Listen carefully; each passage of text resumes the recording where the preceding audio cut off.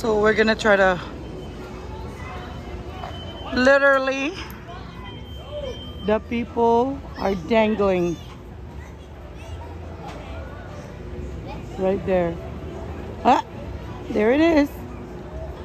And it stops.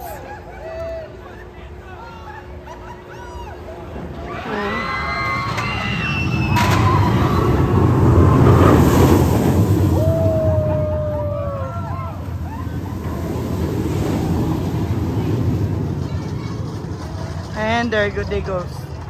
Alright guys, so one of the scariest ride in Busch Gardens for me is the Griffon. And this is what it looks like at nighttime. So either Harp and I are gonna ride that.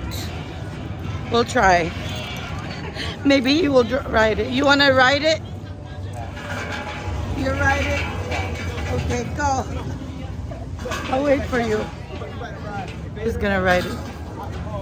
Say, which ride in Busch Gardens is the scariest for you? The one I haven't tried. Huh? The one I haven't. The one you